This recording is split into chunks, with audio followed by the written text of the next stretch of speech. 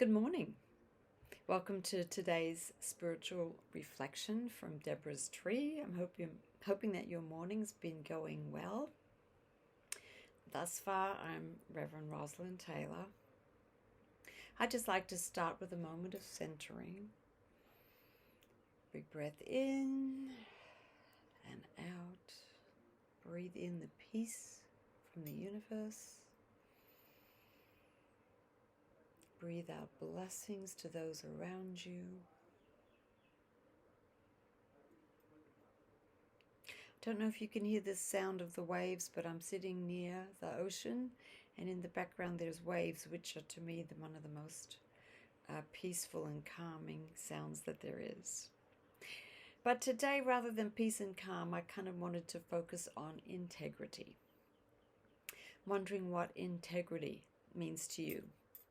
Maybe think about how that integrity has shown up in your life while you hear this familiar story. A story about really being at one with your beliefs, where who you are really comes out authentically. And this is from Daniel chapter 3. Nebuchadnezzar said to them, "Is it true, Shadrach, Meshach, and Abednego, that you do not serve my gods or worship the image of gold I've set up? Now, when you hear the sound of the horn, flute, zither, lyre, harp, pipes, and all kinds of music, if you are ready to fall down and worship the image I made, very good. But if you do not worship it, you will be thrown immediately into a blazing furnace. Then what God will be able to rescue you from my hand?" Shadrach, Meshach, and Abednego replied to the king, "O Nebuchadnezzar, we do not need to defend ourselves before you in this matter. If we're thrown into the blazing furnace, the God we serve is able to save us from it, and our God will rescue us from your hand, O king. But even if our God does not, we want you to know, O king, that we will not serve your gods or worship the image of gold you've set up." So as you probably know, those three very men of integrity, I'll say, young men with a lot of integrity, refused to worship and do the things that were contrary to their belief system, contrary to who they were. They were thrown into the blazing furnace, and they didn't die. The angel of the Lord protected them, and they were able to come out unscathed. So on a very literal level, maybe the meaning might be that when you stand in who you are and stand up for who you are and really act in ways that are authentic to you, even though it might mean harm to you, even though you might not be popular, even though things might not go well for you at work, even though it might be difficult in your relationships or whatever it is, when you are authentic and act with integrity, the divine will be present with you, with an angel, with that knowledge in your heart that you're doing the right thing from integrity.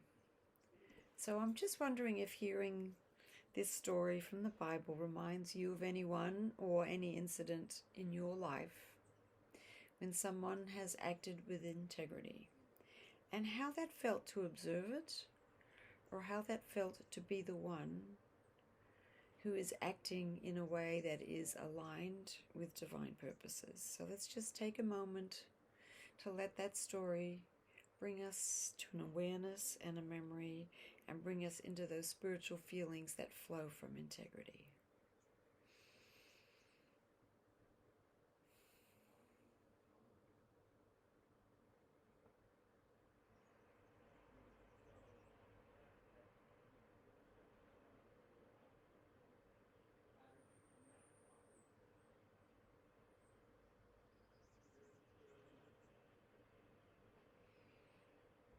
And I'm hoping you can bring that feeling of spiritual blessing from integrity as I read to you and end our reflection today with President Harry Truman's integrity prayer.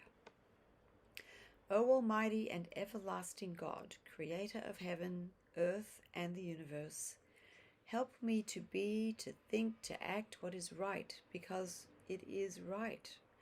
Make me truthful, honest, and honorable in all things. Make me intellectually honest for the sake of right and honor, and without thought of reward to me. Give me the ability to be charitable, forgiving, and patient with my fellow human beings. Help me to understand their motives and their shortcomings, even as you understand mine. Amen, amen, amen.